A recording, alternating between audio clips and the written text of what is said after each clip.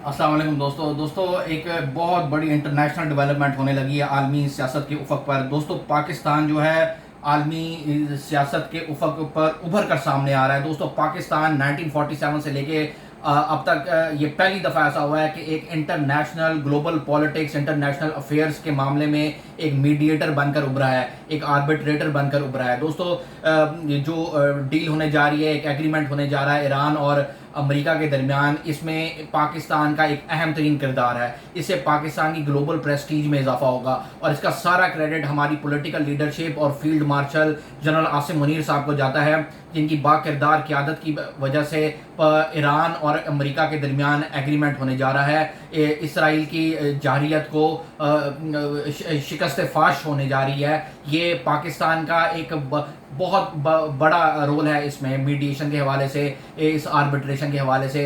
पाकिस्तान दोस्तों गुज़श्ता 20-25 सालों से दहशत गर्दी के ख़िलाफ़ जंग लड़ रहा था, जिसमें उसका बड़ा कलीदी किरदार रहा था। लेकिन दोस्तों पाकिस्तान को इसके हवाले से बैकलैश भी काफ़ी बैकलैश फेस करनी पड़ी है। हम लोगों ने जानों के नजराने दिए, हमारे पाक फ़ौज ने जानों के नजराने दिए। दोस्तों ये बहुत बड़ी कुर्बानी थी। लेकिन अब जो पाकिस्तान जो किरदार अदा करने जा रहा है, इससे पाकिस्तान का ग्लोबल पॉलिटिक्स में एक नुमाया रोल उभर कर सामने आया है। पाकिस्तान एक मीडिएटर बनकर सामने आया है। पाकिस्तान के चाइना के साथ भी ताल्लुकात मजबूत कायम हुए हैं। पाकिस्तान के अमेरिका के साथ भी मजबूत ताल्लुकात इस्तवार हुए हैं। जो एक मल्टीपोलर वर्ल्ड में एक वक्त की ज़रूरत है कि जो ग्रेट पावर्स हैं, जो ग्लोबल पावर्स हैं, उनके साथ ताल्लुकात इस्तवार किए जाएं। इससे पाकिस्तान का ग्लोबल इमेज रिस्टोर होगा, ग्लोबल इमेज इम्प्रूव होगा और हम देखेंगे आइंदा आने वाले सालों में बाफजले खुदा पाकिस्तान इन्वेस्टमेंट अपॉर्चुनिटीज़ जो है वो अट्रैक्ट करेगा। दोस्तों ऑयल की अब ये जो एग्रीमेंट होने जा रहा है, इससे तेल की कीमतें जो हैं वो स्टेबल होंगी, कॉस्ट पुश इन्फ्लेशन जो है वो रिड्यूस होगी।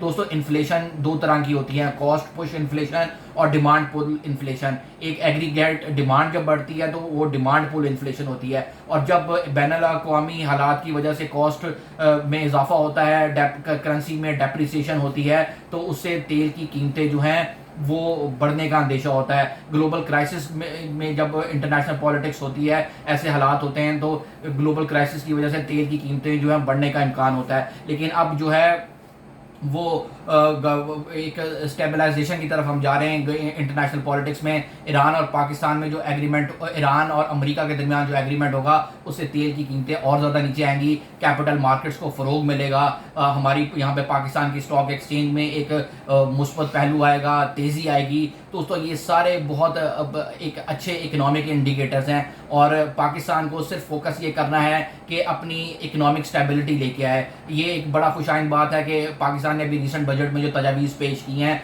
वो एक अच्छा बजट है। वो बजट बुरा नहीं है, इससे पता लगता है कि हम एक सही सिमत की तरफ गामजन हुए हैं। प्रॉपर्टी में जो विद होल्डिंग टैक्सेस हैं वो कम किए हैं, सैलरी रेट्स जो हैं वो उसमें सैलरी स्लैब्स में इजाफा किया गया है, सैलरी रेट्स जो हैं वो कम किए गए हैं। हमें अब पेंशन रिफॉर्म्स की तरफ जाना चाहिए। 1169 बिलियन रुपीस हमने एलोकेट किया, ये बहुत ज़्यादा है पेंशन रिफॉर्म्स की तरफ जाना चाहिए, टैक्स रिफॉर्म्स की तरफ जाना चाहिए। होलसेलर्स, ट्रेडर्स और बड़े जो टोबैको कंपनीज़ के इंडस्ट्रियल मालिकान हैं, उनको टैक्स नेट के अंदर लाना चाहिए, टैक्स नेट को वसी करना चाहिए, तब भी पाकिस्तान इकोनॉमिक ग्रोथ की तरफ जाएगा। ये बजट स्टेबलाइजेशन मैयर ज़रूर है, लेकिन फिर भी ग्रोथ ओरिएंटेड बजट नहीं है। ग्रोथ ओरिएंटेड बजट के लिए ये ज़रूरी है कि पाकिस्तान बिजनेसमैन को इंसेंटिव्स दे और टैक्स नेट को बढ़ाए। शुक्रिया।